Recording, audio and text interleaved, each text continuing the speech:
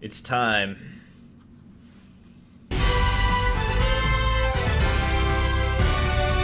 So NASCAR released their 2022 broadcast schedule today, ironically enough, at 1 p.m. But there's a lot to talk about, and if you read the title of this video, you know probably what the majority of the talking points are. However, there's some good news. There are 19 events on network television. That's the most since 2009. There's the positive. Let's start with some negatives. 23 races are starting between the hours of 3 and 5 p.m. Eastern Standard Time. And if I gotta say it once, I gotta say it 100 times. Noon. Or at least 1 p.m.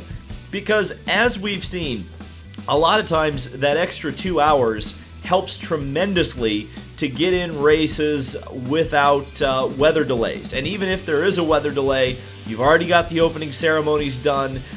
You can get the track, or you have more hours, I guess I can say, to get the track dry and get the cars out and give the fans a show. Particularly, we've seen this be an issue with the Daytona 500, and it's actually become such an issue that the television ratings for this year's Daytona 500 dropped below those of the Indianapolis 500 for the first time, I think, since the split. So, obviously not a great look for the most prestigious race in NASCAR. And the ironic part of this is that the only 1 p.m. start of last year was Indianapolis, and that has now been moved to a 2:30 p.m. start. Ironically enough, the Daytona 500 will also share this start time, so the two most prestigious racetracks, or at least in terms of like a normie, mainstream recognition sense, those tracks start earlier than 3 p.m. Very interesting. Now, there was actually a comment by NASCAR, because, of course there was, because they are well aware of the noon meme at this point. And this comes from Bob Pockris over on Twitter. He asked NASCAR's Brian Herbst about why so few 1 p.m. or 2 p.m. Eastern starts. And Brian said this: based on data and fan feedback from the past several years, shifting afternoon start times back allows more of our fans, whether at home or at the track, to take in NASCAR racing on Sundays.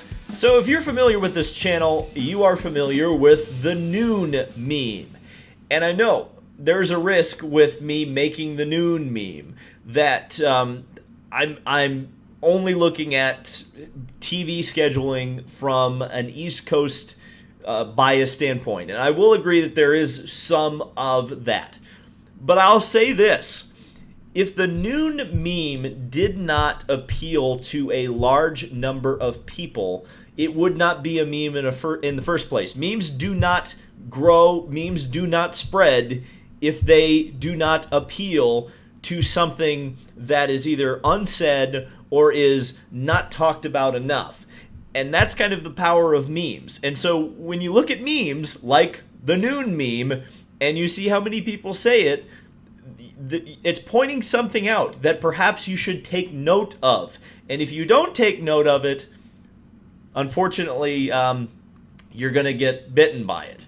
So, and this is the thing, not all of those 23 races obviously take place on the East Coast that are starting, between the hours of 3 and 5 p.m. here on the East Coast. But all of the East Coast races are starting after 2 o'clock in the afternoon. And like I said in the opening, we've seen this trend. Like, we need to get like Larry Mack out here, and he's got to talk about his trends. Because, especially for whatever reason in recent years, and speculate on your own reason why that's happened, but we've seen an increase of rain, especially at the beginning of the seasons, that has kind of affected the proceedings. The early part of the NASCAR race always stumbles off the block because there are so many races interrupted by rain. And I think a lot of the blame actually lies with Fox Sports. One of the things that I've looked at with this TV schedule is that the earliest start for a Fox race is the Daytona 500, and that's 2:30.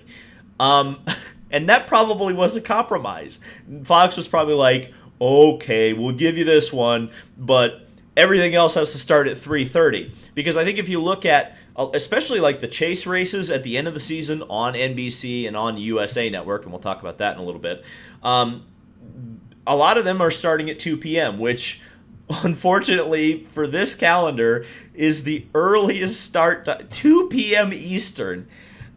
You know, and that's the other thing too, and it's almost, I think that's a big problem too with modern NASCAR broadcasts, is that start time means gentlemen start your engines. That doesn't mean green flag.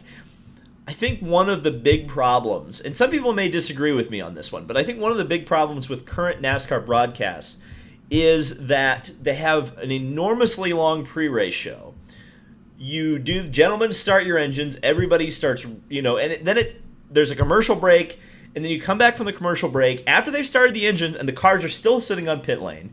Then they go out, they start their pace laps, you take another commercial break, then you have the second half of the pace laps, and then you finally have the green.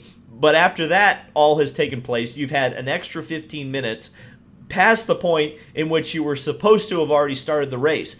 I mean, again, I'm a child of the 90s. I'm stuck in the past. I admit that. But, I think these 2 p.m., 3 p.m. starts would be a lot easier if you open the broadcast with the command, had the pit reporters give a couple of key points to watch for in the race, and the cars roll out of the pits and start the race.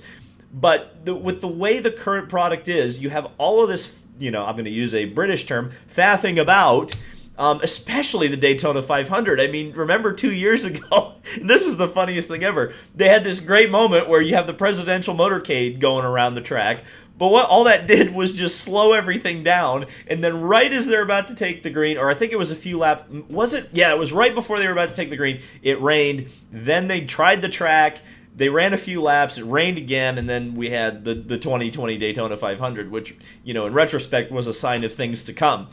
2021 was even worse. You ran it on a Monday. The TV rating was dog doo-doo. And it's not even, I don't know, man, because, and again, they're definitely chasing the West Coast audience. There's no doubt about it. But the problem is they have done this for years and years and years and years. And they're still doing it because it's personified by moving the Clash to the LA Memorial Coliseum. It's a shame the TV partner that is making them push all of the start times back to cater to that market is not putting perhaps the most prestigious West Coast race NASCAR's had in a very long time on network television. You'll be able to see that at the Clash at the LA Memorial Coliseum at 8 p.m.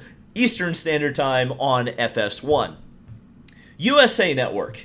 Now, we knew this was coming because of the fact that NBC Sports is shutting down, and, when I looked at the IndyCar schedule that was coming, I was a little bit worried about that. Well, as it turned out, IndyCar managed to finagle their way into one USA race, and NASCAR didn't get quite that lucky with their NBC broadcasting schedule. I think they have somewhere around 9 or 10 or maybe 11 races on NBC. I think it's 10 races on NBC proper, the big NBC, and the rest of them are on the USA Network. It's not a terrible tragedy. In fact, USA Network is available in more homes than NBC Sports Network was.